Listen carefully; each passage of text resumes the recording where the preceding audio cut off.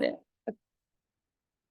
So we have a good lineup today. Unfortunately, our first speaker from the National Weather Service, understandably, their hands were very busy this week and they had to pull out of presenting today.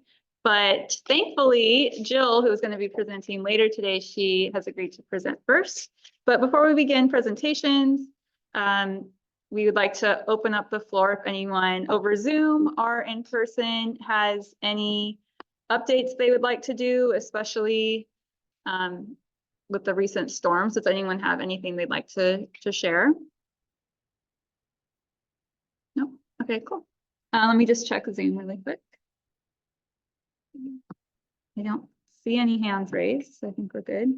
I just want to introduce my coworker over here next to me. Her name's Lauren. She recently joined the RCD in December, and she is helping me with some of our, she's helping me with some of the watershed duties. In case you're not aware, the BC RCD, we took over the coordinating for the Santa Clara River watershed as well. And so with that extra workload, we agreed to hire on a new person to help with some of those duties. And she's been really helpful. So if you see an email from her or an email from me, you'll normally see one of us CC'd. And yeah, do you want to say anything, Lauren? Not really, but I'm Lauren and I'm excited to be working with the RCD. I previously was working with the California Department of Fish and Wildlife in Santa Barbara. So I monitored a lot of the streams in the Ventura County watershed. And previous to that, I was working in Humboldt County, so I was able to work in some really, really big rivers, but I'm very happy to be able to be back in this watershed and get to know more people. Cool. Yeah. A couple other like coordinator updates I just want to share. I did get through the Ventura Watershed email account that a girls club was doing research on watersheds in the county, and they came across this Watershed Council's website, and they really enjoyed all the maps and the data that are on our shared Google Drive, and they sent me a really nice letter. So maybe I'll share that in like the next newsletter or something, just their thank you for that.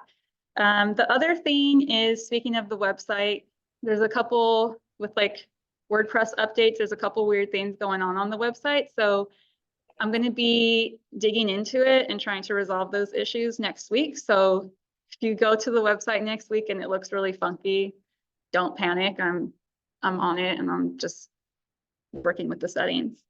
Other than that, those are the coordinator updates. Do you have anything? Yeah.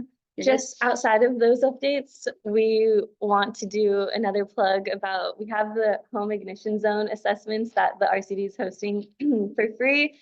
So if anybody feels like they want their like home assessed for like fire preparedness and fire safety, we have flyers that were on the table back there. And in the follow-up meeting, I can send the Calendly link to people who are in Zoom. But yeah, definitely sign up. I think they're worth the assessment. Okay, so with that, we will get started on our first presentation. As I said, National Weather Service is unable to make it today, but thankfully, Jill Santos with the UC Environmental Stewards, she will be doing our first presentation. So one moment while we pull up her presentation and get her started. Yeah, you can stand if you want, or you can sit here and I can share my computer with you. Yeah, or else I can sit like right here. The microphone is Okay, right here. there. So as long as people can hear you, and if you don't, I don't want the. you'll be tiny because we're gonna screen share your presentation. I know, like, So yeah, don't worry my too nose. much That about would be fun. Okay. Yeah, you'll be just a little tiny box. Perfect. Your PowerPoint will be. No, that's Lynn's. Oh.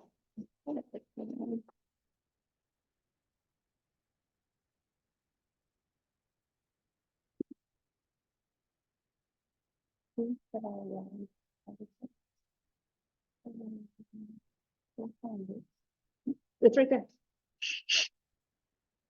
Okay, oh, the climate series, got it.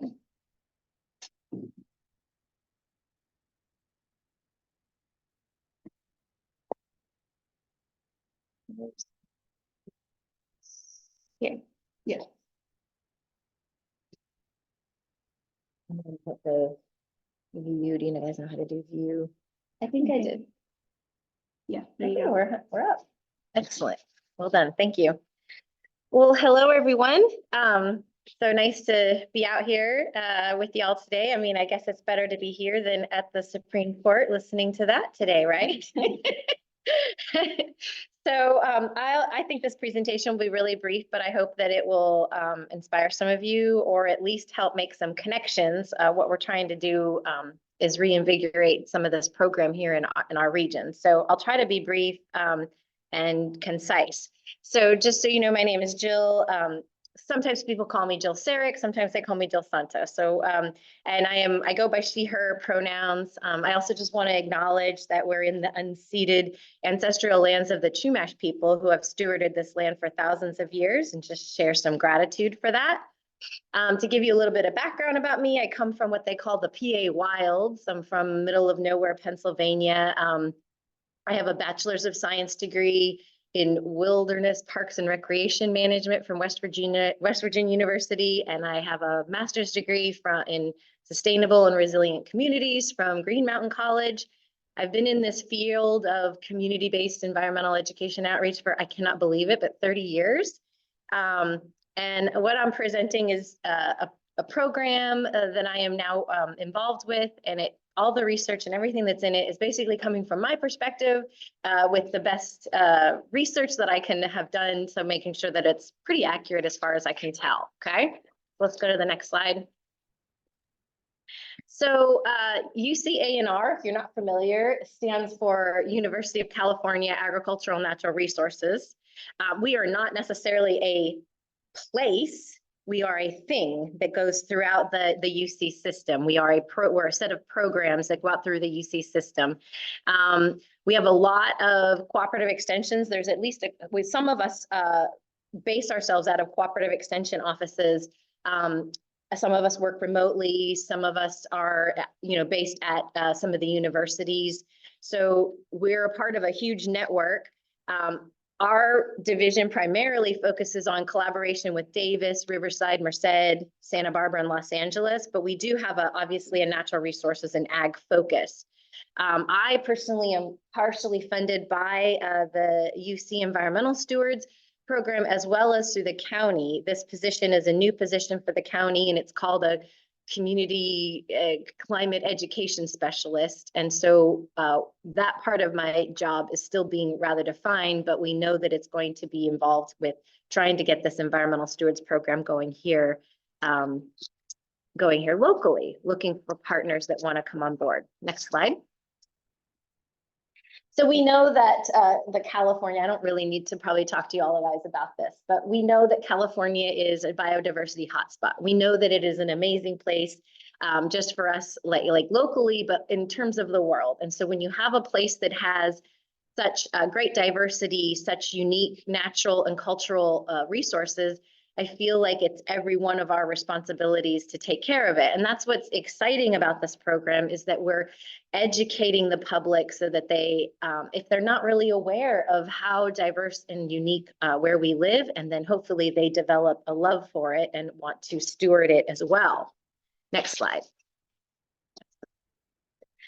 So the program specifically that most people are familiar with is the California Naturalist program. So they've kind of done some rebranding, and now they have an umbrella called Environmental Stewards, and underneath that is the California Naturalists and the Climate Stewards. And again, it's focused on engaging participants of all ages, mostly adult learners, but we do have some younger, like high school folks who take the course, but it basically is emphasizing our unique ecology, and it specifically focuses on what I used to call service learning. They refer to it as participatory science, but it's essentially engaging people in their local watersheds to do, projects hands-on, and hopefully those projects are not just independent, they're tied into something like a general plan or a watershed management plan or something like that. And that's what we see across the state with a lot of our naturalists. And it's just intended to foster a diverse community of naturalists and promote stewardship of our natural resources. And I'll get into a little bit more about the details of the program, but we can go to the next slide. By joining and participating as a California naturalist, what happens in that program is that it's an interdisciplinary team of, amateurs and professionals, and they work together to both do participatory science. They work on a stewardship project, and they also are taken out to iconic places. Some of the courses for CalNat are immersive, and they're like a week long, and they go out and they do the geologies of the Sierras. Some of them are more like a hybrid of online and in person, and they go to places like Tahigas landfill, or they go to different places to go around and learn a little bit more about what's happening in our area. And that California Naturalist program really does focus on the natural and cultural resources of California.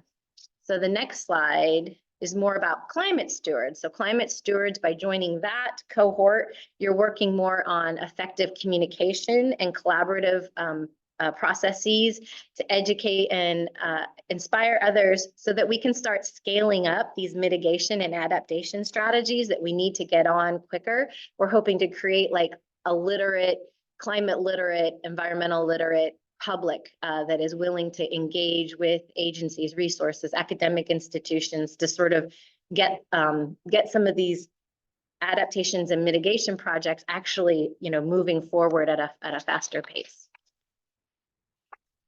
So we have a growing network, and just like any natural network, like if you think about a fungal network or a food web or any kind of biological systems, the intention of this program is to enact systems change. And we know that systems change doesn't happen from just one perspective or angle or act. It actually is a cohesion of multiple parts, partners, different contributions depending on what that contributor has to offer, embracing diversity and working towards a common goal. And so we have a lot of different types of people doing lots of different types of things that come out of the education that they get, whether they become docents, whether they are just volunteer, whether they use this in their professional careers, so on and so forth. There's a lot of outcomes that we see amongst our trained corps. So this program is part of, if you want to look at the Alliance of Natural Resource and Outreach Service Programs, I mean, there's a Master Nationalist program all over the United States. And so this program is being adopted rapidly throughout California. We are one of the entities that are educating the Climate Action Fellows. So we've got that contract. I don't know if you're familiar with them. They're kind of like AmeriCorps for climate, right? So we've been, yeah, okay, yeah, I know. And I guess there's an opportunity to host one at your site if you're interested. So we've been doing the education contract for that. We also run, I'm part of, I coordinate a statewide grant called the Youth Community Access Program, and we work with California Conservation Corps sites throughout the state to do workforce and leadership development. And so, and the California Naturalist curriculum and program is actually expanding. Right now we have contracts starting with Oregon, Pennsylvania, Nevada, Maryland has reached out to us, Michigan. There's a lot of places that are looking at the particular curriculum that we're offering and interested in expanding it to their location, okay? So there are some challenges with creating or coordinating a statewide program of independent partners, and that's how it's set up. But we take advantage of those unique partners' capacity, their strength, and their knowledge, I think is the most important, the local knowledge. We don't come in and say, this is what your region needs. We come in and find out what that region is doing, what they have that's unique, and we work with them to sort of tailor make a curriculum that matches what's going on in that watershed. And so we kind of combine this train the trainer model with sort of like a social franchise, if that makes any sense. And again, like a lot of the program, the skeleton, the scaffolding of the program is what UCANR creates. but the outcome is really based on the local needs, the local issues, the local concerns, and that those people who represent that local bioregion. Next. So a little bit more about that delivery model. Oh, not all of it. Let's see if you keep if it can. There we go. Yeah, keep going. There we go. So it's like I said, it's a train the trainer social franchise. So we rarely lead in the communities. Instead, we rely on those program partners to come up with the sort of flavor, if you will. Social franchises basically mean they're kind of like a commercial franchise, but we're doing it with a social benefit. So, you know, it's just like McDonald's. We're the guy that created McDonald's, and we're trying to get, what is it, 4 billion served everywhere, right? And I mentioned the YCA project. That program was intended to reach out to 480 core members over the course of a 3-year grant, and we're right at 450. So it's very exciting. We're doing workforce development. Those core members are coming out with great responses from going through the program. Things like, my academic goals have changed, or I see this as a path towards a career that I want to go into. So that's what we're talking about, trying to enact change at the community level. We can go to the next slide. And so this is getting into the heart of a partnership agreement.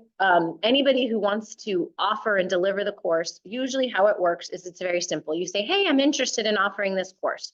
Then we have some initial conversations, and we sort of try to identify an instructor that's with that organization. So like if we were interested in working with you, we would talk to Heidi and say, hey, do you want to become certified? And in fact, we have an instructor training coming up. It's a virtual training in March, and there's a few slots left. So if anyone is interested in becoming an instructor, so there's 2 different levels. You can take the course and be a participant. Like Angie over here, she took the California Naturalist course, and she used it in her own capacity as just a regular human being in her life. You can become an instructor and actually work with an organization to offer courses. So the closest example that I can share of here in this area is Community Environmental Council has been offering this Climate Stewards course over and over and over again. They're very successful at offering it. And so those participants that come out are invariably working in somewhere, and they're utilizing it in their jobs. Some of them are they're volunteers and they just want to be involved. But essentially, when an organization wants to get with us, it doesn't cost a lot of money. I mean, the things that cost money are paying for the trainings and things like that. But basically, it's a contract. We go into an agreement, and then that partner is really pretty much left on their own to do what they need. They have what they call a CES, which I'm one of those, a community education specialist that assists them with promotion, teaches them how to use our database, and how do you promote the programs, and how do you get the syllabus the way you want it, and finding guest speakers and all of that stuff. So you get a lot of support if you become a partner organization, but you also have a lot of autonomy. Okay. So the core curriculum for California Naturalist focuses, like I said, mostly on natural history and the specific biodiversity, habitats in California, and sort of the interpretive and citizen science portions of that curriculum. There is a book. You can actually buy the book if you want to buy it. There's like a 30% off discount code from UC Davis, and we can, if you're really interested, I can make sure you have access to that. They're in the process of updating that book because obviously a lot of things have changed since the book was written. Let's go on to the next one. The Climate Stewards has a new book as well, and believe it or not, I think it was published in like 2017 or 19, and it's like already out of date, right? Like so out of date. So we're working on updating that as well. But the big difference to think about between the 2 courses is like CalNat is getting you outside and getting you appreciation of nature and ability to understand ecosystems and biodiversity and natural systems, whereas Climate Stewards course talks about some of that stuff really more at a global scale. But where the course is different is it focuses on trauma-aware practices for climate communication. I don't know how many of you have ever tried to talk with someone in your family, in your social structure about climate change, and it becomes uncomfortable. Anyone? Yeah, it gets a little nerve-wracking. And what we've heard from folks is like, well, I'm not a scientist. I can't talk about this. Or, oh, it's just going to get ugly and I don't want it to escalate. Or I'm not really sure how to get beyond the first part where I say, do you believe in climate change? And then it turns into this thing. And so the curriculum actually goes through strategies where you can identify values, where you can land on values, common values, and uses a lot of metaphors to help explain things in a way that might diffuse some of those triggering words. It doesn't always work, and I'm still working on it. I haven't been able to get through the third or fourth paragraph with my father, who's, you know, on the East Coast and definitely entrenched in his ways, but I'm not giving up. All right, let me just. So I kind of repeated a lot of this, but there is it's, you know, science curriculum, it's hands-on learning, problem solving. We use a lot, two different applications. One is the iNaturalist application, and then there's another one, if you've never heard of it, IC Change. And so in the two different programs, the students who go through it, they're required to do so many observations on iNaturalist and or IC Change. If you're not familiar with those two platforms, you know, really that is a mega data source for scientists. While it is sometimes not considered the most scientific research, that mega data does tell a story, and scientists are looking at that. Researchers are looking at that. So every little bit of data that can go in, especially in IC Change, where it's not just about I've observed this species, it's like I've observed this species change its behavior or change its you know, phenology over time, however it's working. So those two applications are a huge part of it. Once they complete the 40 hours of class plus the field training, they have to you know, demonstrate that they've read the homework. The CalNat program has more focus on field journaling, whereas the Climate Stewards does not have that focus. They both engage in what I said is a participatory science activity. That could be anything from like volunteering to do planting or weed pulling or whatever. They have to do those iNaturalist or IC Change observations. And then they have to do a stewardship project, which is an 8 hour, at least in 8 hours. And it can be just a proposal with this idea of how they will implement it, or it can actually be a project that is done. And I think that that's the key for us local organizations to recognize, is that we could get a cadre of volunteers just because they have to complete their 8 hours. So if it's something that you're interested in, I'm very interested in having a conversation with you. So there's many benefits, obviously, and I probably don't have to go through and read all of these, but we have a lot of infrastructure as well. So a partner organization wants to do this, but they don't really have to worry about tracking the volunteer hours or doing any of the reporting or doing any of that stuff. We take care of all that. Really, the partner organization is there to lead the local course, to find local you know, field trips and guest speakers, and promote their course, and then, you know, execute their course. But all the other sort of administrative stuff, you get a CES to help you out with that. And then students obviously benefit. You can get a UC credit for the course. This could be great for young folks, like the core members are really taking advantage of this. And what I've said in our end of course evaluation is really showing that folks are getting a lot out of it, especially for their career sort of mindset. In terms of folks, like let's just say a demographic of someone who's retired, what I hear from them is something different, that it opened up their eyes to see how, like, how they don't have to just sort of retreat into retirement, that they can actually be a part and be a part of something that that they never maybe got an opportunity to do in their own jobs. And so there's a lot of different people participating and contributing in a lot of different ways.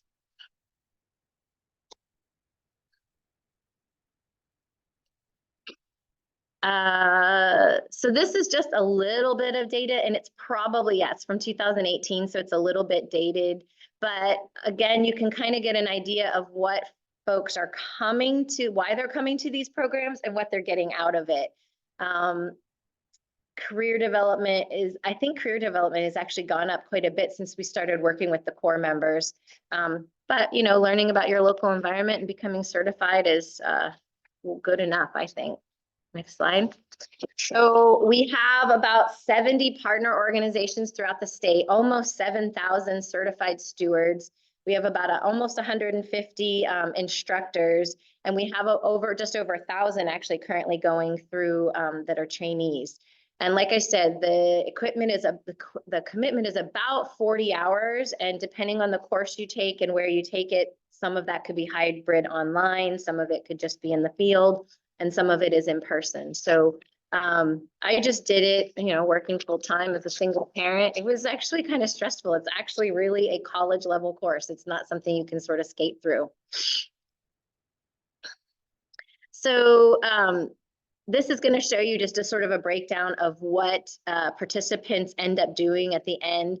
And actually the total volunteer hours is more like I think we're over like 160,000 hours right now. A lot of the projects can fall into specific areas, like, are they doing restoration or are they doing interpretive education?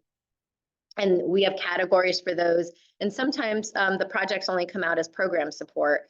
Maybe like someone does a PSA for the organization that they volunteer for, or maybe, I'm trying to think of one that I just saw. The one I just saw that I thought just blew my mind is because it's so niche, is one of the students who went through the course with me, he works in like the HVAC field, right? Air conditioning. And you know, like, so we focus all on like carbon and methane and all these others, but he was like, look, all these buildings are leaking refrigerants. I know it, it's in my job, I know it. So he actually came up with some way, and he's just testing it to, when he's out working on his stuff, he said that they work on these things, but they don't necessarily, it's not like they're testing to see if there's any leaks. So he came up with a way to figure out how to test to see if there's leaks, and he's going to see if he can make it part of the certification, right? Like, that's a cool project. That's like actually addressing something that's real. That gets me all excited. Can I ask, like, what motivated him to take the course? Was it with that goal in mind, or just curiosity? And that's great. So in the beginning, a lot of people, we have a lot of time. The other thing I love about it is they don't just do simple introductions like, hi, my name is Jill and I'm from. They literally give everyone, as long as they want to introduce themselves, because it's about a community of practice. So I'm trying to remember with him, he was really standoffish at first. And I remember thinking, this guy, he's interesting. But I think he just did it because he heard about it and he just thought it was interesting to him. Cool. A lot of folks in my cohort were like, this is not what I thought it was, but I'm so glad I took it kind of reaction. And if you're interested in knowing like specifically more, I could run a quick report and we could show you most current stats of why people are taking it. Okay. Bill, it just seems like that's a perfect example of somebody who might not otherwise have understood the benefits of understanding climate change, but they took it from a business perspective, and then of course out into what are the impacts of this, and that's a hook I would think for people that are not deniers necessarily, but just don't think it's a big deal. I mean, yeah, that's a perfect example. Yeah, that's why I use it, because I'm always like, who would think about refrigerants? Like, we should be thinking about them, but who has the time, right? With everything else. Next slide. So I mentioned a community of practice. And if you're not familiar with that term, it's like everything else we've said. It's like a peer learning network. It's like basically a working group. But what it focuses on is having a shared domain of interest. So a sense of identity. We're all working together for the Ventura River, or, you know, we have some sort of specific domain that we all share. Then when those members actually care about, they're not there because they're forced to, they actually want to take care of whatever the shared interest is. And then they practice that through community activities and through team building sort of. And so my vision, to kind of get to what Lynn was saying, is like for Ventura County, if I had my druthers, if I could have everything in alignment, what I would love to see happen is to offer specifically the Climate Stewards course to local government professionals, like local government employees, because I've worked in government for 15 years and I know that it's difficult. If you're in one division, you're siloed and you hardly ever talk to the other division and so on. And you've got folks who are customer service, they work at the front, counter, and they just have a job. They may not be thinking about anything, sea level rise or flooding or ponding, and someone's doing like pulling a building permit. Like if we have more climate literate folks working in every aspect, then it's another place where we're going to not keep doing the same thing over and over again. That's my idealistic hope for it. So I would think that wouldn't it be cool if we could create something that's like the Leadership Ventura program, but have it be, climate stewards sort of focused, and have those stewardship projects actually address some sort of, whether it's a climate action plan item or something else in some other plan. That would be my dream.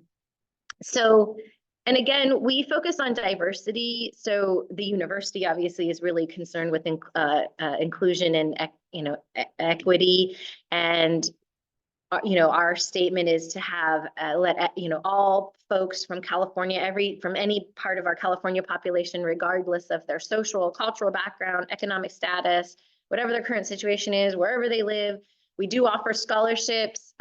We're more interested in doing projects like the YCA. We also have another program called the Good Jobs Challenge. So we're really kind of working our way into youth development and workforce development with this program. Again, we hear it all the time. It's the next generation that's going to take on this crisis, blah, blah, blah. So get them trained to do that. This is just another statement about that. I thought I hid this one, but again, eliminating those barriers. I think another thing that we talk about is when do you offer the course? Is it a workday evening? Is it a weekend morning? How do you accommodate people's schedules? So the program partners, instructors, really, they put a lot of thought into who is their intended audience and what makes most sense for them in offering. So this is just one quote. This resonates with me. I don't have grandchildren, but I have a child and I worry about his future quite a bit. So I'll just let you take a moment to read that, because I resonate with the last sentence very much so. If anyone can't see it and they need me to read it, I will, but. All right, next slide. So how would it happen? If anyone here is interested, or if you think you know an organization that may or may not want to do something like this, obviously there's no upfront cost, there's no obligation. I feel like a salesman right now, saleswoman. But there's an interest form. It's really easy. Then if you're interested in moving forward, we might have one more conversation. Then we're identifying an instructor hopefully with that organization, or we have had examples where an organization then subcontracts with an instructor in and around the area. If you yourself are looking for a side hustle and you want to figure out maybe some ways to make some money, you come and become a certified instructor, and then you're in that pool. You never know, you might get pulled on to do some training for an organization if you're not currently associated with an organization. The partnership agreements are renewed, I think, once every 5 years. There's I don't think I'm going to get into this, the courses themselves. Yeah. Just to kind of give you an idea, most program partners offer this program out and about in the community for between $300 to $500 per participant. The instructor training costs a little bit more money, but again, there are scholarships available. So how it works a lot of times is the partner organization, let's say they market it for $450. The UC always takes $110 per participant to cover our admin costs. So that organization has to sort of look at, well, if they're taking $110 and I only get 15 people, but it's going to cost me X, that's basically what ends up happening in the background. You have to figure out whether or not the partner organization can cover costs and or make money doing the project. And that's, something that, again, happens, it evolves in the conversations. So I've already sort of talked about my goal here today is I'm going to be giving presentations to anyone that will let me speak about this project, hoping that we find partnership. We did have a great meeting with one of the deans of extended learning at Channel Islands because it's interesting, you have a UC system and a CS system. We actually have a MOU with them. So we're going to be looking at seeing if we can offer courses through the university. And again, Ojai Valley Land Conservancy used to be our local partner. I think Wishtoyo a million years ago did it, but I ideally see someone like the RCD being a partner organization. We have examples, community colleges. There's, open space, land trusts, community colleges. I'm trying to think of all the different kinds of partners. We have those RECs, the research and education centers throughout the state. So, all sorts of things. And my goal again would be to see if we could get a project that would really help the students implement a project that's just not random, but something that would really match what we need down here in Ventura. But can't always get what you want.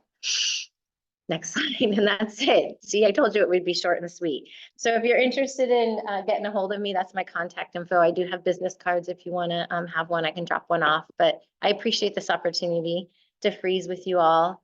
So does anyone in person have any questions or comments? That's great. Yeah, Elizabeth. How much does the program cost for each student?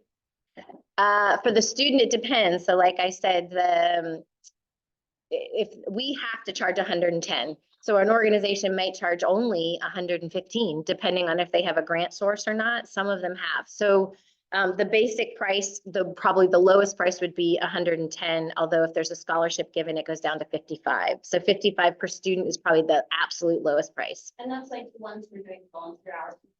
Yeah.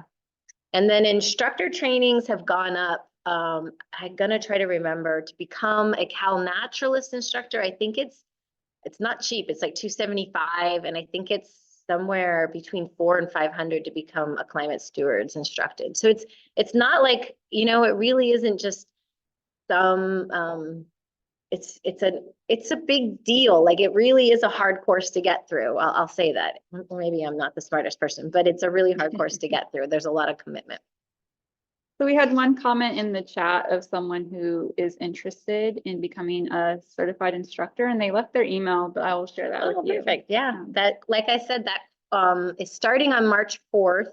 It's going to be 100% virtual. So, and it's for both. You could become an instructor for either one. So please reach out if you're interested, because we have a few more spots left. Cool. All right, thank you. Any last comments or questions from in person or over Zoom? I don't see any hands up.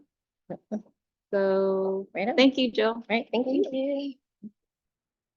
Next, we have Elizabeth Burns talking to us about CalTrout. Sorry, taking off the layer. Yeah, no problem.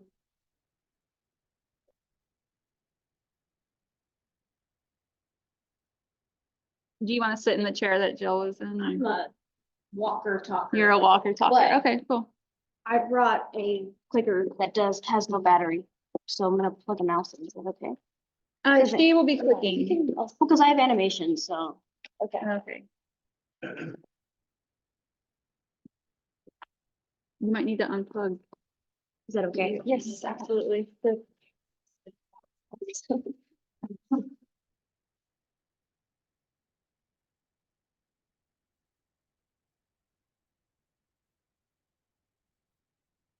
Yeah. Okay. Oh.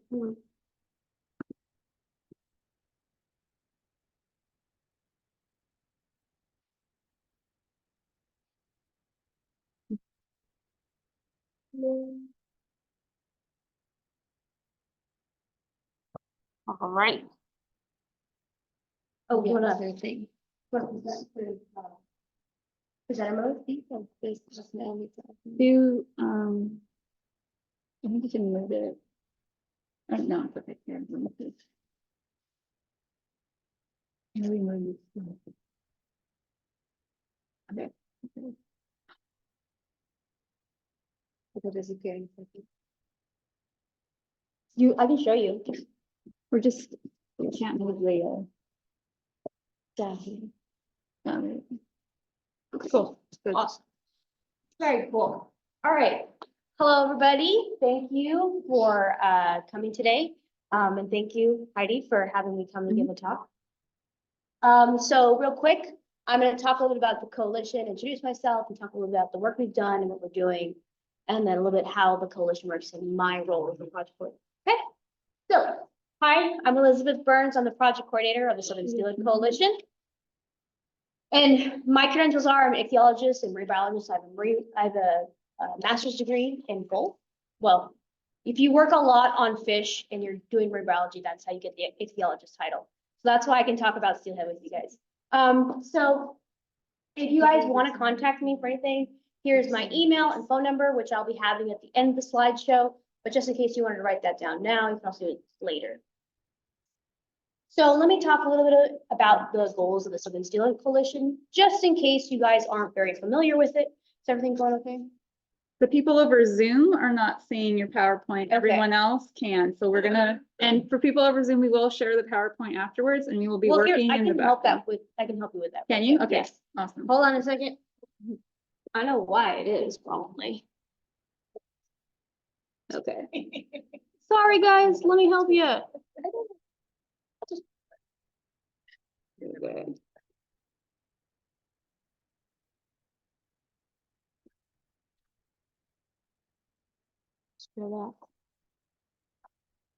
you go. Okay, awesome. No, yours looks good. Thank you. Okay, you want to move the thing in the middle?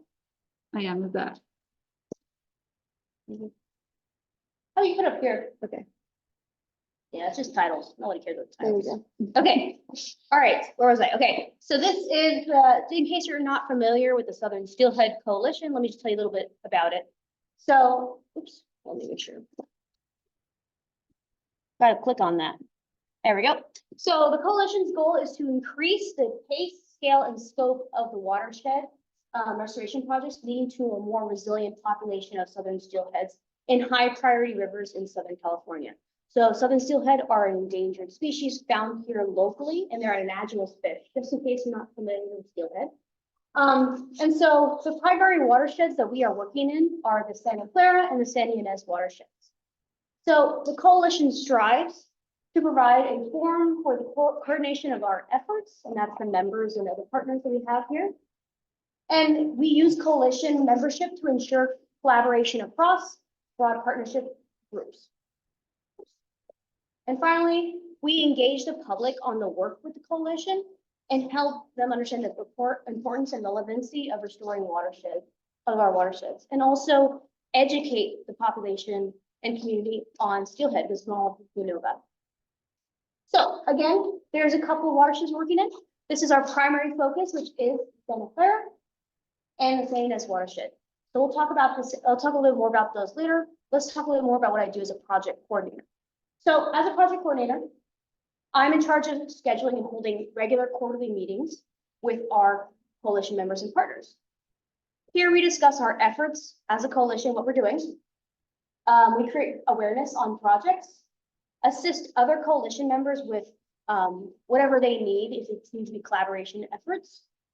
And then we pool our resources for collaboration so we can get their projects done faster, better, with more efficiency. And finally, we educate each other, which is really, really important. It's good to know about what each other is doing and also learn from each other and what the issues are going on in our region. And lastly, we work together to problem solve, which is really important. Maybe there's an issue that, you know, an Ojai can't solve, but somebody else maybe in Ventura can help out. And that way we can get things done more efficiently. I also perform outreach for the coalition. So I don't just host coalition meetings. I also show outreach. I also perform outreach. And I do this for the coalition's activities and also for the members and partners of the coalition. So if you are a partner of the coalition or a member, and that just means showing up to the meetings, that's how you become a member. I will advertise whatever events you have. If you are in need of, you know, hey, I need somebody to get the word out about butterflies or something in the area, or, you know, a different species of fish that is also threatened, I could have flyers out on my table over here. So you can talk about it, or I can even just talk more about it in meetings or send an email blast. And finally, what I'll talk about a little bit later is I write grants for members for their projects. Okay? So let's talk about the work we are doing. So with the Santa Clara first, Sorry, just a quick question. You mentioned coalition members. Who are the coalition members? I will Is it- get through that. Okay. But they do change, right? So if you show up to the meeting with consistency, then you will be a coalition member. But sometimes people come in for like one meeting, come in and out. So membership is just you being consistent, and a partnership is somebody who is having a project a part of the coalition. So I'll talk a bit more about the priority projects. I can't go into a depth because they're extensive and long, and there's about 9 of them. So, but I'll get to that in a bit. And let me know if you need more clarification. So let's talk about the Santa Clara watershed, which I'm sure a lot of you are familiar with. And so as you can see, the reason it gets its name is it is dominated by the Santa Clara River. It kind of reminds me of a flower shaped watershed, and you have a lot of different creeks pouring into the Santa Clara River.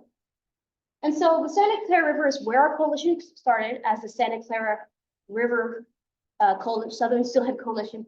We've moved on that name to the Southern Steelhead Coalition because of how many watersheds we incorporate. Really important thing about the Santa Clara is it is some of the most important habitat for Southern Steelhead in the region and a stronghold for the species. And right now, our coalition members and partners have about 9 projects going on within the Santa Clara watershed. And the partners that we are working with and are part of the coalition that are working these projects are CalTrout, which is different from my position. I don't have any projects in there. We have a different CalTrout member who is doing the third head of those projects. We have Friends of Santa Clara River, Santa Clara River Conservancy, the Riparian Invasion Research Laboratory from UCSB, and the Nature Conservancy, and finally the Wishakoya Chumash Foundation. And it's because of all these 9 projects and extensive restoration activity we have, we're now been able to collaborate our efforts and help them move along with projects that we can now move on to a new watershed in Santa Ynez. So these are the partnerships we have, and these are formal partnerships that they've agreed to have with us as the coalition. And these groups are going to show up to the meetings the most. But a member could come in and out, right? I would say Heidi is a member of the coalition. So it just depends on how much you participate is your level of membership or partnership. Does that make sense? Okay. Awesome. So the new watershed that we've expanded to is the Santa Ynez watershed. You can see right here, it's very long compared to the nice little flower shape of the Santa Clara. And so just like the Santa Ynez, just like the Santa Clara watershed, the Santa Ynez watershed is dominated by the Santa Ynez River, which just has a lot of tributaries and rivers pouring into the Santa Ynez. It's very long, right? And covers a lot of ground, I would say. So the Santa Ynez River is also another very, very important habitat for steelhead in the area. It's a stronghold for southern steelhead in the region, just like the Santa Clara, which makes this river very important for southern steelhead. It has a long historical presence in this river, leading it to cultural significance that many tribes have with them and the Chumash. So there are historical evidence of southern steelhead having significant large runs going up the Santa Ynez River, which, you know, thanks to Chumash, we have long historical records for that from their passed down knowledge. And the thing about the Santa Ynez is it needs just as much restorative activity as the Santa Clara and the Ventura, and hasn't had its chance to really shine and get as much attention as needed. And that's not, it's not anybody's fault. It's just, there's a lot of focus going on in the Santa Barbara and Goleta area, which is not bad. They need their focus too, but it's also a reason that some of this might have been neglected a little bit, just because it's near the river and there's a lot of planning and construction that happens in Santa Barbara and Goleta, which is why there's a lot of focus on here. But as you can see right here, a large map, hopefully you guys can see. Right here, this little black thing is the Santa Ynez River. And you can see a lot of dots on here. These dots are barriers for steelhead for the waterways. And the most important barriers to look at are these gray, the gray, which is a partial barrier, remediated barrier, which means it's been restored, which is in blue, total barrier in red, and then the unknown passes that is in orange. And as you can see here, we got a ton of red and orange and gray. So there's a lot of stuff that needs to be addressed in the Santa Ynez, and it's a very long, wide stretch of area, right? Covers a lot of ground. And so we don't have as many blue areas that we would like. And like I said, you can see right here, this is a Santa Barbara and a Goleta area, and they have a lot of work to do too. But that doesn't mean we should neglect this important river and watershed up here. And so that's what we're trying to do. Ooh, there we go. That's why I need the clicker, because I was like, that animation. Yeah, I get it So Sandy Edge is a large area, right? Has a lot of things that need this attention. And so we've started to work with local stakeholders and groups in that area to bring attention to assist those areas or try to restore those areas. And we are targeting a bunch of creeks, a few creeks along that are very, very prominent and important to the Sandy Edge. But I can't really go into specifics yet because I wouldn't want to announce anything without actually having like concrete partnerships. So it's just no planning phase. But one of the things you can see right here, you can see this big line of barriers. This is one of the creeks that we're trying to target that pours water into the city. And that's another area that we're trying to look at, see if we do projects for. But there's a lot of work that should be done in here. Okay, which brings me to another thing that I do. So one of my other roles as the project coordinator for the Southern Steelhead Coalition is to write grants for projects for restoration. Maybe you're a group that would like to do more restoration work, but you don't have the time to write a project or write a grant. You're just trying to plan the project. You're trying to figure out how much it costs. You're trying to figure out who to do it with. You're trying to set up, your request for funding, and you need help. Well, I can provide that systems for you. So I am able to use my time, submit grants on behalf of coalition members for projects that are in the Santa Clara and Sandy Edge watershed. That is a hard thing that I have to put a line on. I'd like to do more, but right now with how everything's set up in our funding is only these two watersheds, unfortunately right now. And so these grants that I could write are for the individual organization for restoration and planning project. So if you want to restore an area or plan anything, you can hit me up and I will help you out and try to see if I can get you grant money for those projects. And it's an intensive process. Well, not too super intensive, I'm sorry. It's more of a exchanging process where we have to talk and plan things. We can't just say, here's money, it's still me writing a grant for you. So we still have to plan things. So these projects can be anything that affects steelhead. These could be environments that steelhead are in, habitats, right? It doesn't have to just be for the Sandy Edge River, because that's important to steelhead, or any other significant species. So if there is a bird that your organization wants to remediate and they happen to live in the same area as steelhead, we could write a grant to help you restore the bird population and the steelhead at the same time to try to do, reach each other's goals with using one grant. It can also be done on ocean and estuaries because these are naturalist fish. They go and live in the ocean. Or any landscape, so that if it's near steelhead, right, we can try to finagle something so we can get that also checked off. So if you have a project in mind in the Santa Clara, the Sandy Edge watersheds, please reach out. I'd love to see if we could try to write a grant for you. Like I said, it just takes a little bit of communication, but it's a process that we can definitely do. We also have a website and a card. So here's a website. If you want to scan a link, here's a QR code, which I'll leave at the end too. If you want, we can do it right now. The card just has all of our socials and everything linked. This is the coalition email. It's just an email for the coalition.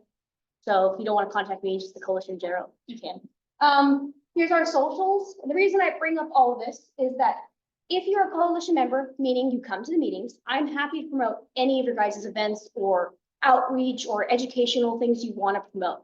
I will put it on the website and I'll put it on our socials. You just have to contact me about it, but I'm happy to bring it to the table or put it out on the internet. You just have to let me know. And that's it. If you have any questions, I'd love to take them. Again, this is the very blurry QR code, but here is my email and phone number to reach me, and I will take any questions if you have them. Anyone in the in-person audience have any questions? And then Any other watersheds? Are there any, he was asking for people in online, is there any plans to work in other watersheds? Hopefully in the future, but right now we're just trying to focus on expanding into Sandy Edge. But definitely stay tuned, come to the meetings. The coalition has people from Goleta and Santa Barbara that come anyways, because the watersheds are so close.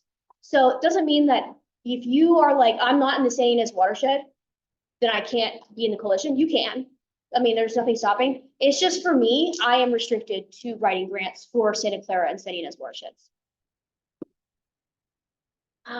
Is it possible to give like just a quick summary of a project that you did and the outcome of that? Like just a quick, like you had one. We are working, there's several projects that are in motion right now. Some of them are being planning and funding. I know one that has been going well, the TNC, the Nature Conservancy, has been working on the Hansen Preserve, but it's now the Santa Clara River Preserve, and they've been remediating that really well. I think it's gonna be open in spring, right, Russell? I think they're gonna be opening it for the public in spring, and they've been turning that into a nature preserve. So they required the land remediated, and that's one of the projects on our website. Yeah, but some of these projects are like getting money they've planned, and then they're getting more money to start building. So they're like 5-year-long projects, but they're still ongoing, and they keep updating. So some years or some months, they don't have a lot going on, but then they'll have a lot more going on depending on what cycle they're in. But that is one of the ones that's going on. I know that there's some other stuff that's going on and being updated, but it just depends if people have time. Sometimes you don't have a lot of people coming to meetings. No, I'm sorry, that's the wrong way to say it. Sometimes you have some people who don't come to the meetings because schedule, right? They have a day job or something like that, but they'll come to the next meeting. So it's just when people can come in and out. It's not so strict that you have to be at every meeting. You show up, tell us what's going on so we can help you out. I don't see any comments in the chat. And again, those meetings are held quarterly.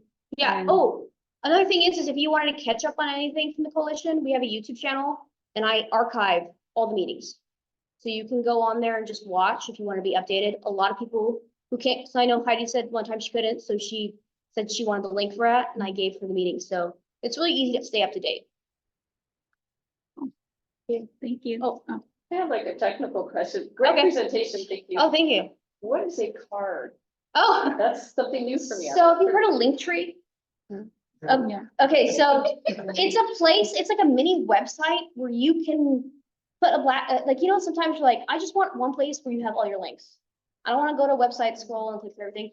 The card will have all my links in one page and you can just go Twitter, you know, Instagram, YouTube, website, informational page, email.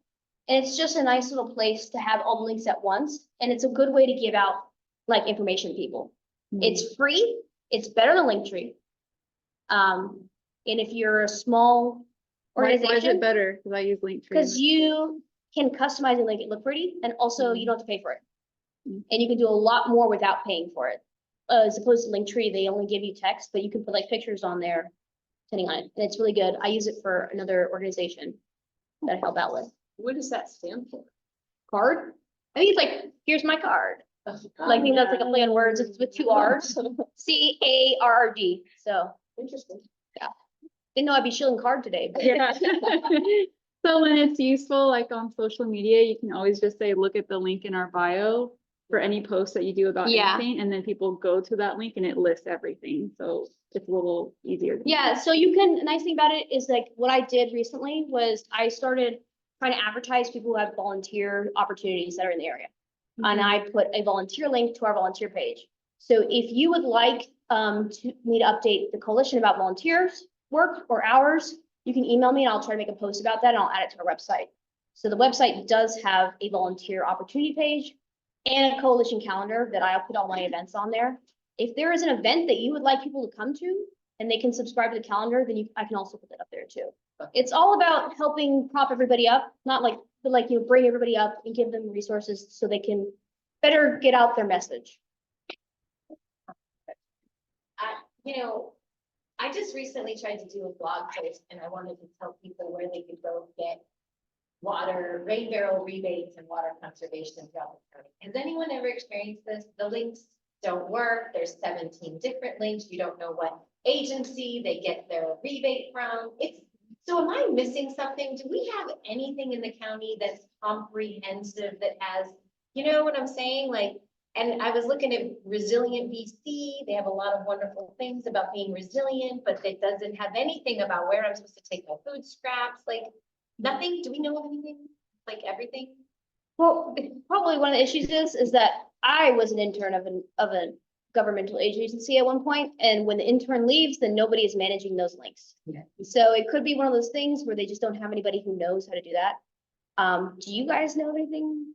I don't, I've run into the similar Yeah. issues before and yeah, it So gets, I'm it making gets the hard. commitment publicly. One of the things I want to do with the job, since it's open-ended, is I want to create a story map for Ventura County. And it would have, like, so you would be able to click and say, in Simi Valley, these are my book, these are my car, this is my car, not, you know. I'm just Yeah. joking now. But you know what I'm saying? Like, Mhm. that's gonna be one of my goals. If anybody wants to work with me on that, just hit me up. That's great. Sustainability division is probably, is that who you're connected to? Yeah, I think I'm funded through them. Actually, yeah. Yeah, yeah, great. Thank you, Elizabeth. Thank you so much. So, because we're one presentation down, I would like to propose that if Lynn is agreeable, do you want to present now or were you hoping for a break first? Well, what does the group want? I mean, we don't see each other in person that often, and as soon as it's over, people tend to fly away, so. Okay. I mean, just a few minutes of networking time would be. Okay, awesome, but so if we'll other do, People would rather go straight through, that's fine with me. we'll do a break. We'll do a break for Lynn. So we'll meet back at 10:10.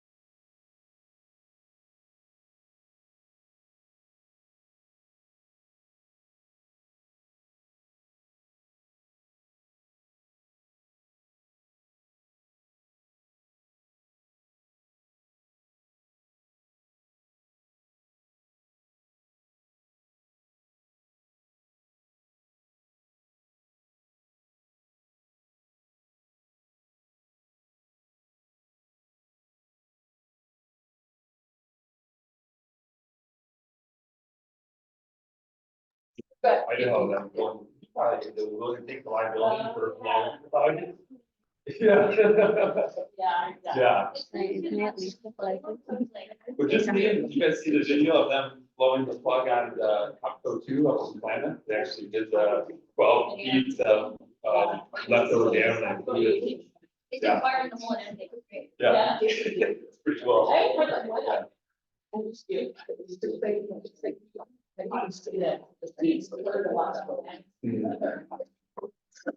Yeah, there's a really cool time lapse of them totally just them or taking down Copco 1 on the lower end. Just like a workout, actually. Just so cool to see more. Oh, cool. Yeah, come on. Okay, welcome back from break, everybody. Welcome back. Our last presentation today is going to be from Lynn Rodriguez. And she will be filling us in on some program updates. The main one being the upcoming DACTI summit. So I'll let her kind of take it away. Great, thank you. Am I standing where I can be seen by the, I mean, it doesn't matter. Yeah, you're a little thing. You're a little thing in Well, the that's corner of my fine. screen. I don't know where the camera is for the, It's right here. Yeah, Oh, I this is, see. Okay. it's the microphone and the camera. all right, cool. All right, well, thank you. My presentation is going to be much different than the last couple, and it'll be, I think it'll be pretty short. But in case, for those of you that don't know me, I see some unfamiliar faces. My name is Lynn Rodriguez, and I am still, I guess, sort of the coordinator for the Watersheds Coalition of Ventura County, which is in transition right now. But also very active in the Disadvantaged Community Involvement Grant Program, which I'll give a little explanation of, because I know some of you probably don't know about it. And then I'm a longtime participant in these meetings since we started back in 2006. So it's great to see people in person again. You know, it's been a while. So this real quick background on Integrated Regional Water Management, which is the program that Watersheds Coalition was formed to work on, which was based on funding that we started receiving back from the 2002 approval by the voters for the program Prop 50. And then since Prop 50, we had Prop 84 and Prop 1, which all had funding, water bonds, all had funding for water projects, programs, and a variety of things, and planning. So I wrote several versions of our IRWM plan, which addresses kind of everything in the kitchen sink that relates to water, and includes a lot of kind of an outreach components, as well as looking at habitat, flooding, water supply, water quality, recreation, and all that, climate change. So in 2014, when Prop 1 was passed, there was funding for for implementation projects. Also a set aside of funding to do pretty comprehensive outreach and engagement with underserved communities and tribes. So we started that program back in 2016, I think it was. We formed a special group, a subgroup of the Watersheds Coalition of Ventura County, which also includes the 3 watershed groups, including this one.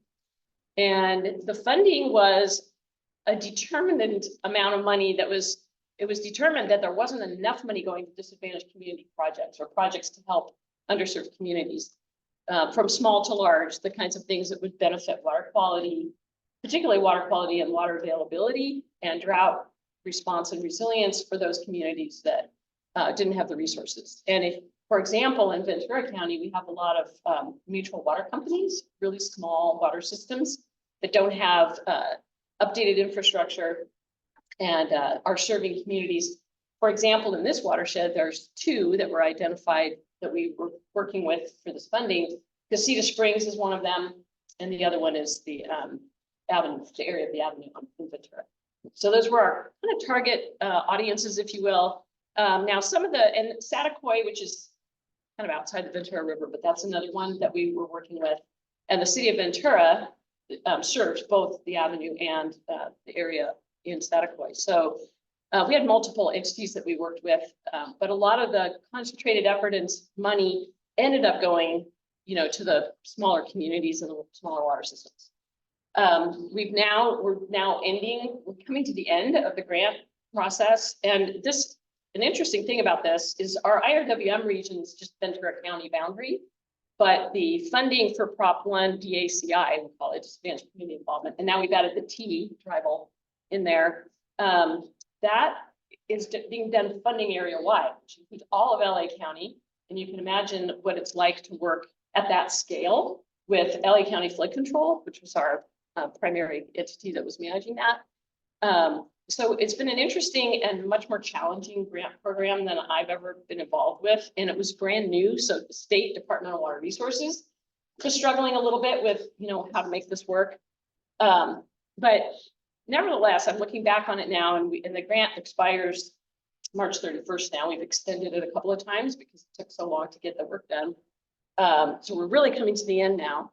But the things that we focused on, there were three major tasks. One was outreach and education, and some of you may have been around when we had our first series of in-person events until COVID hit, and then we had to do Zoom events. And you can imagine how that goes with an underserved community of people trying to work, several jobs even. How are they gonna, why would they wanna tune into a Zoom meeting? Whereas at night, they could come to, and we were having these events in the beginning and the evening, and Cause, those of you know who Cause is, it's an organization that serves, that does a lot of work for economic sustainability and serving underserved communities. They were serving, a small meal, and families would come with their children, and those events were really great. They had kid activities too. Yeah, they had So the activities. parents could pay attention and someone else would keep the kids busy. Yeah, and the water districts would come with their information and could answer questions about water quality.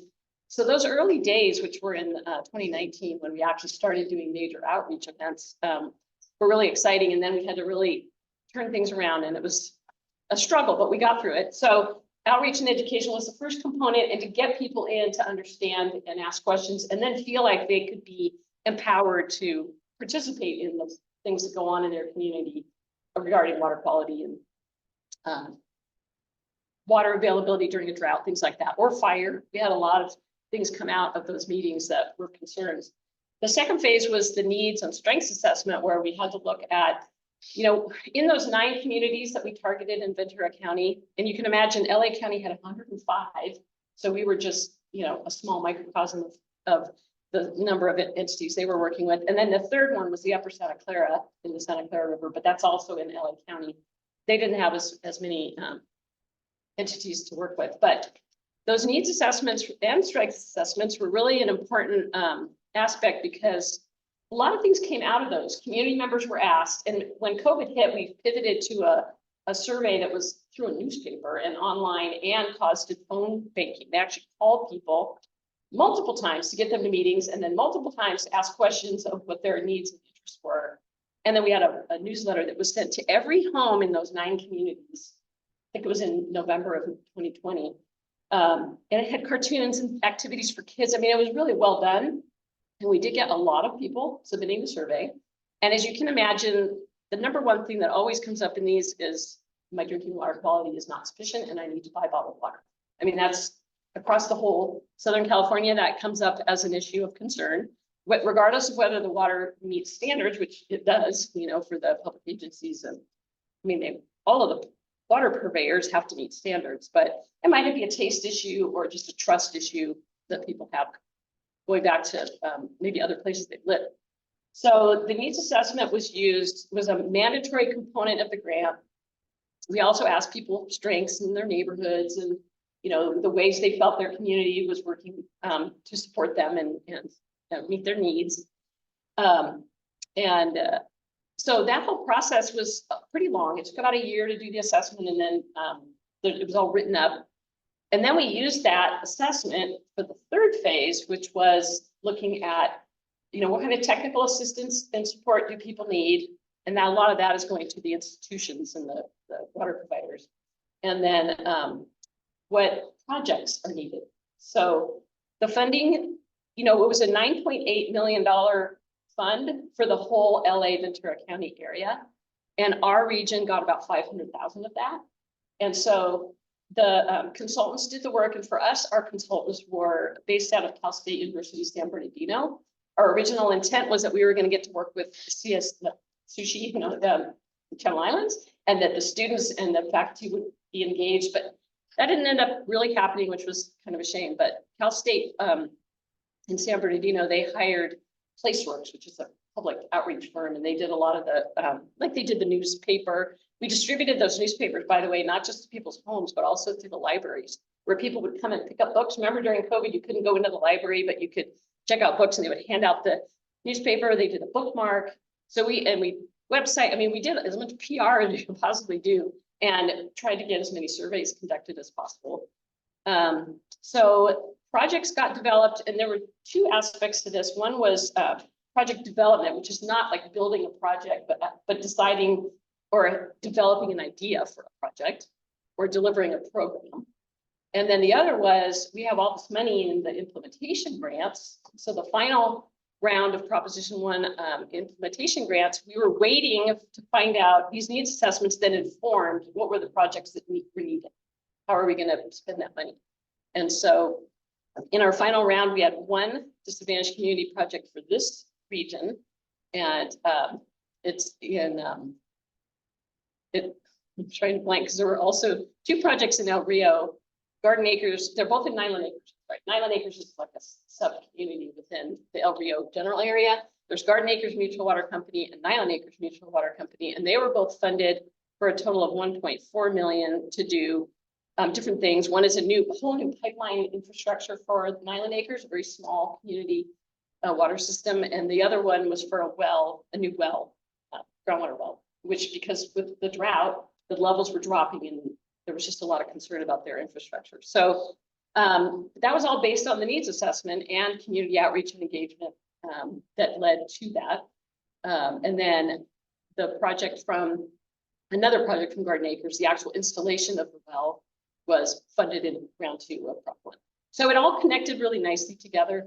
A couple of other projects that we did were a project called GeoTribe, and it was Cal State University tribal group. I forget how they, it's part of the campus actually, but they worked with some folks to connect with students in Ventura County that were indigenous and bring them together and do projects and do some outreach and go out to the islands and to learn more about their cultural background. And it was really, really cool. They did just an amazing job.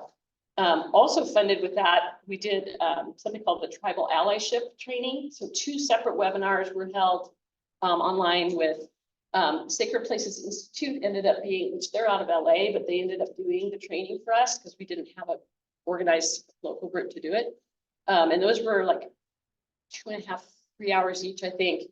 Lots and lots of background about, when we did the land acknowledgement, earlier, the unceded territory, the disconnection from the resources, all of the challenges that people today who are tribal ancestry who, just don't even have access to some of the basic things that they used to be able to do on the rivers. There's too much private property and whatnot. That was really an exciting part that was funded by this.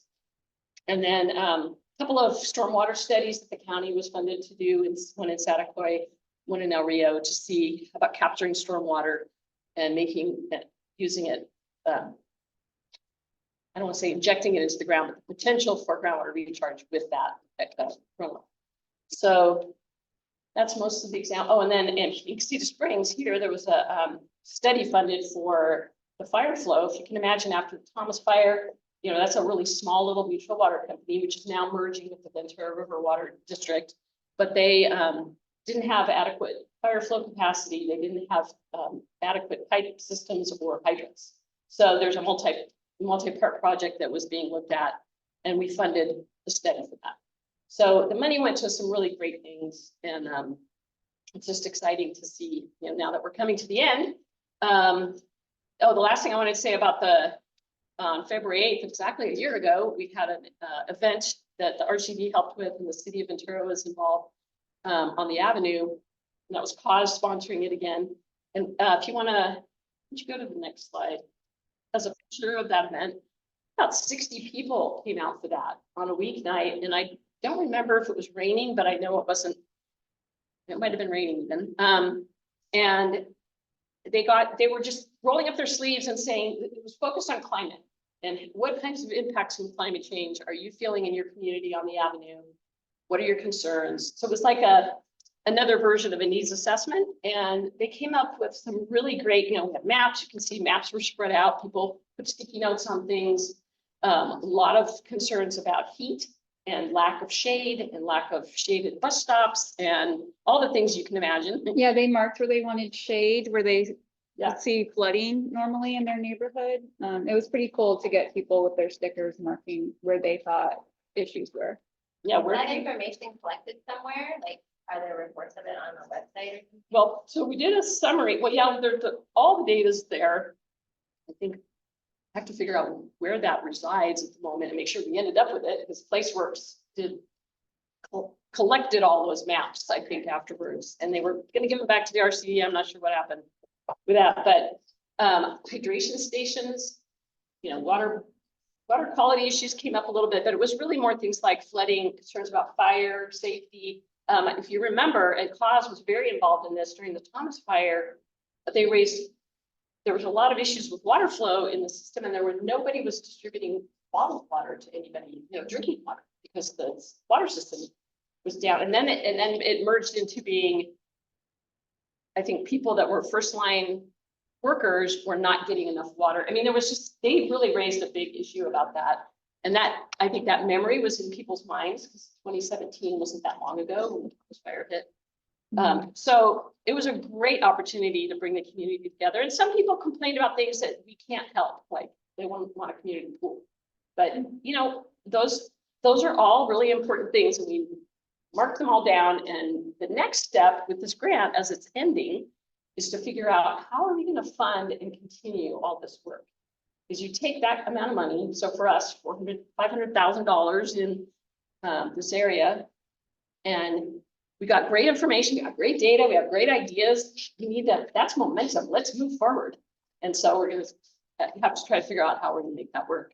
Yeah, and for people with similar efforts where they're looking for community feedback, this was done in Spanish and in English, almost like simultaneously. They had people that could speak both languages co-presenting together. And then for the actual giving feedback part, the people who prefer to speak English, they went to one side, and then the Spanish speakers went to the other side, so they could be like facilitated through giving feedback. And then it switched. And then they switched to give different input.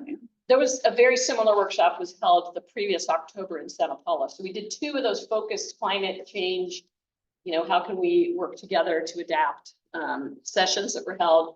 And all of that, there's a tremendous amount of information. If you want to go back a slide, and did I put the link? Yeah. So we have a area-wide, so LA County included, Water Talks website, which has, and it just got updated and revised, and it has all the data of everything that was done.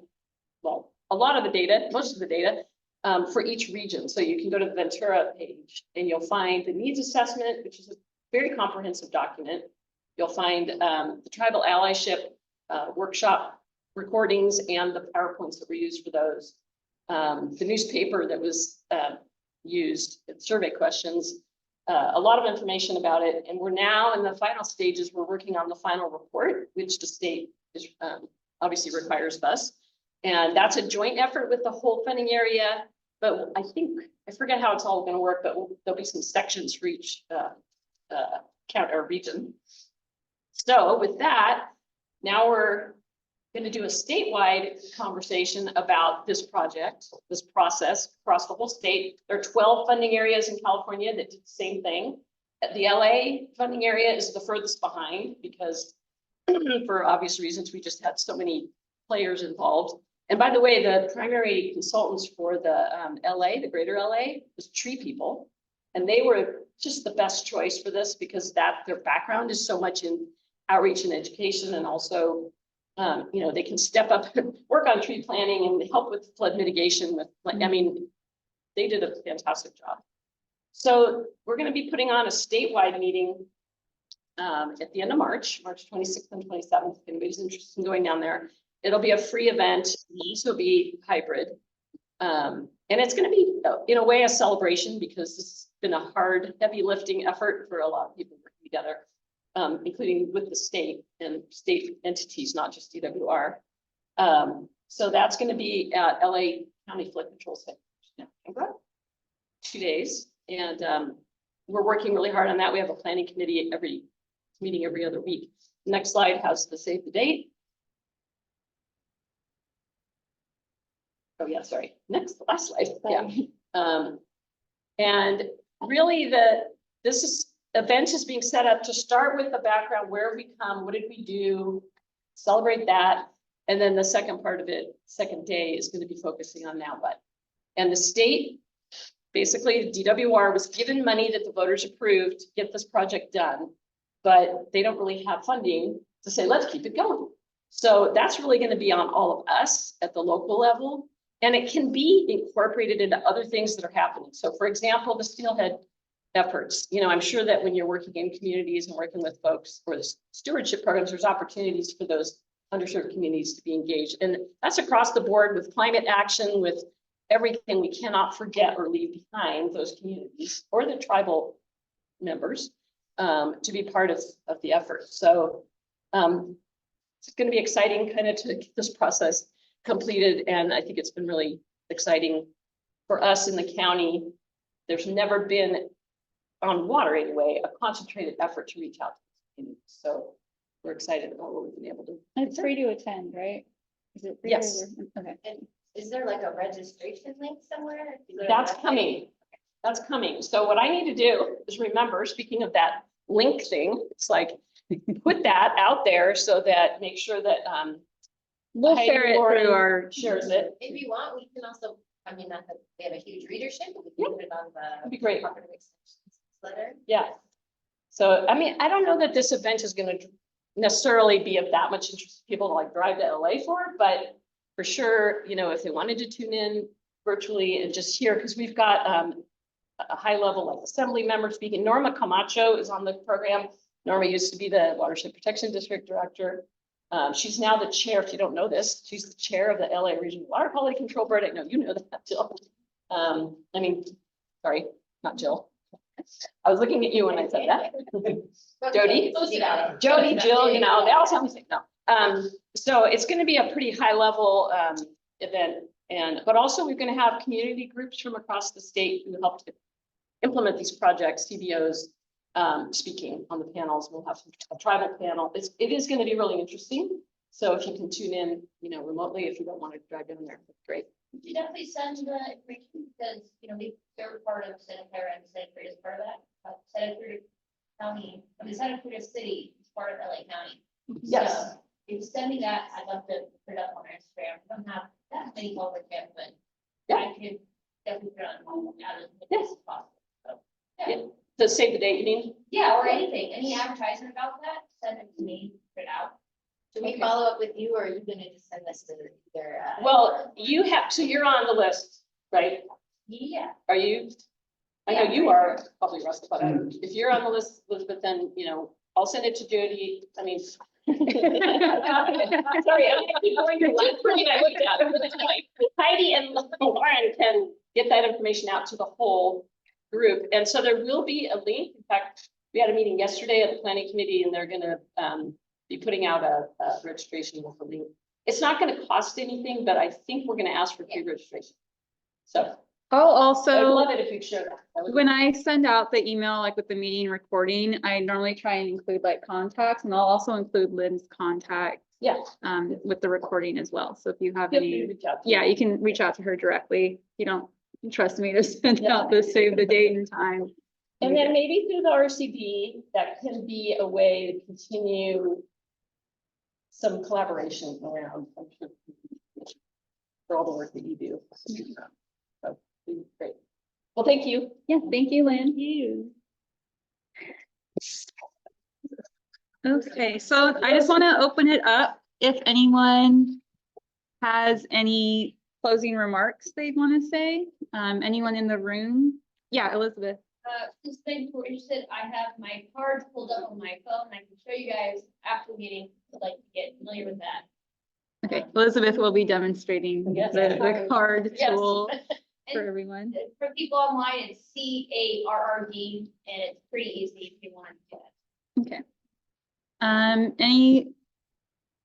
Anyone in Zoom, you can raise your hand or just leave a comment if you want.